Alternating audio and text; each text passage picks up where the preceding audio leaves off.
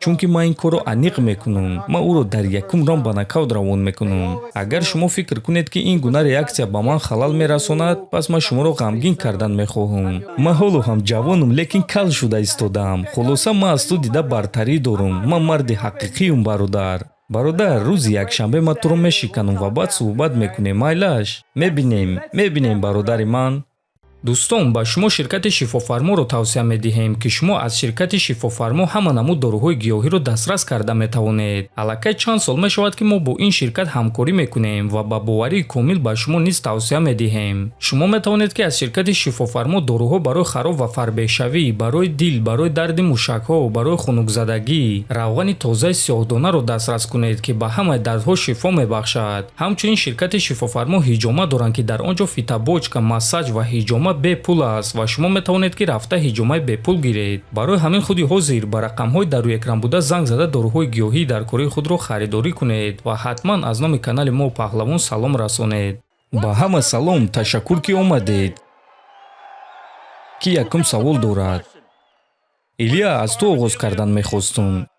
илия, оиди реаксия мухлисон гап задан мехостум. мо аллакай гуфтем ки ту бо ҷанговари дӯстдоштаи мухлисон меҷангӣ ва ҳозир туро хуб қабул накарданд. умед дорӣ ки баъди ин ҷанг одамон туро мухлисӣ мекунад ё ин ки ба ту нақши бадкор будан писанд аст? рости гап ман ба ин чиз одат кардагиам. ягона чизе ки барои ман муҳим аст он аст ки мухлисон рӯзи якшанбе аз муҳориба баҳра баранд. тамом. чӣ гунае ки ҳамаамон медонем Чарлз Дариуси рекорд дар ғалабаҳои фаврӣ дорад. агар ки туро дар якум раунд манъ кунӣ, чӣ гунае ки худат пешгӯӣ кардӣ, ин ғалаба чӣ гуна эълон ба дигар ҷанговарон ва ба UFC мешавад? ман оиди финиш фикр намекунам. ман танҳо пирӯз шудан мехоҳам. ман ғалаба ба даст овардан мехоҳам. ман барои ин чиз омада истодам. илия, ту чӣ мегӯӣ? агар ки ту Чарлзро дар якум раунд манъ кунӣ, пас ин ғалаба барои мероси ту чӣ медиҳад? ӯ ғолиб шудан мехоҳад. ман фикр мекунам ки ӯ муроди худро ба ҷой воқеиятан дидан мехоҳад.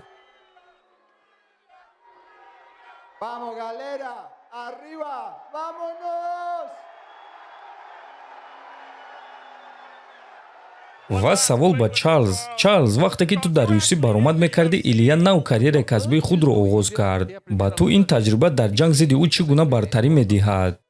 ин танҳо марҳила аст. ин аллакай таърих аст. чизе ки буд гузашт. агар шумо фикр кунед ки ин гуна реаксия ба ман халал мерасонад, пас ман шуморо ғамгин кардан мехоҳам. ман дар оташ ва ҷанг обутоб ёфтагиам ва ман барои ҳамаи чиз тайёрам.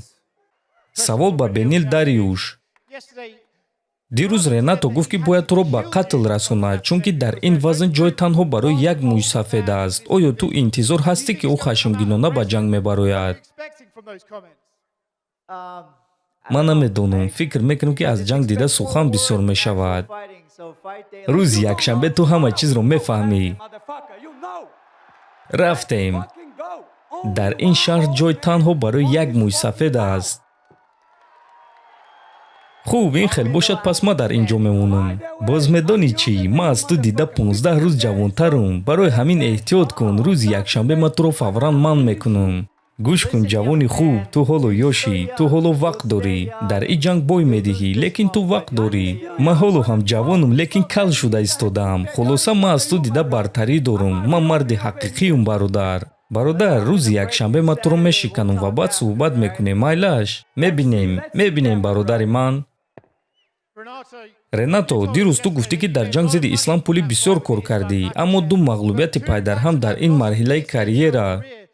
ту чӣ гуфта истодаи бародар? оиди бохт бо Майкано гап назан.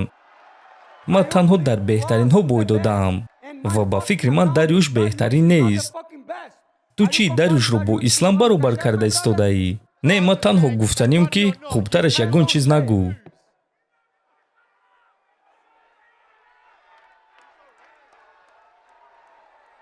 хубтараш ягон чиз нагӯ бародар. ин вақти мани Майкано аст. пеш ман бой дода метавонистум. медонӣ барои чӣ? барое ки ба ман бо биткоин пардохт мекарданд. акнун бошад ба ман доллар медиҳанд. барои ҳамин ман бояд ки ғолиб шавам. савол ба Илия. Илия, агар ки ту рӯзи якшанбе пирӯз шавӣ, пас ту ҳамагӣ дар 9 муҳориба дар 2 вазни UFC чемпион мешавӣ. ин гуна дастовар дар чунин муддати кӯтоҳ барои ту чӣ маъно дорад? ман беҳтаринам. ман беҳтарин ҷангувар дар ҷаҳонам ва савол дар он нест ки ман ин корро мекунам ё не, чунки ман ин корро аниқ мекунам. Ман ӯро дар якум раунд ба нокаут равон мекунам. Мухлисон доимо ин гуна рафтор мекунанд, лекин баъди ҷанг шумо медонед ки чӣ гап мешавад.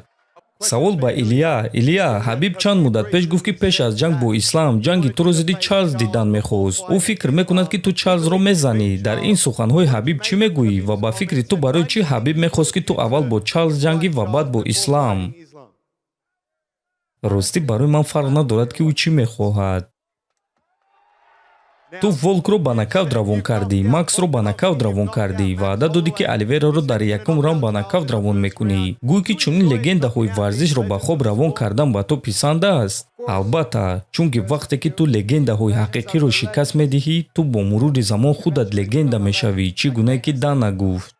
савол ба Илия Топурия: ба назар гирифтани номи Чарлз дар ин варзиш, ҳамаи дастовардҳои ӯ, ғалаба зидди ӯ барои мероси ту ва ҳадафи бузургтарин ҷангувар дар ҳама замон шудани ту чӣ маъно дорад? албатта ки ин чиз маънои калон дорад. ғалаба зидди чунин ҷангуварон. ӯ легендаи варзиши мост. барои ҳамин ин ғалабаи калон барои карьераи касбии ман мешавад. эҳтироми калони ман ба Чарлз, лекин ман вазифаи худро иҷро мекунам. ва савол ба Чарлз: ба назар гирифтани эҳтироми калоне ки ҳама ба Илия доранд ва ба назар гирифтан ки бисёриҳо ӯро шоҳи UFC мебинанд, агар ки туро шикаст дода тавонад, ғалаба зидди ӯ барои мероси ту чӣ медиҳад? ин ғалабаи калон мешавад, сармояи калон барои мероси ман, на танҳо дар UFC. ман Илия ва парвози ӯро эҳтиром мекунам. рӯзи якшанбе мо ҷанги беҳтарин нишон медиҳем. бигзор ки беҳтарин мо пирӯз шавад. ман барои чиз тайёрам. хуб, ҳозир ҳамаи чизро аз саҳна мегирем ва муҳорибаи рӯбарӯ мегузаронем. ташаккур ки омадед. аз ҳафтаи байналмилалии муҳорибаҳо баҳра баред.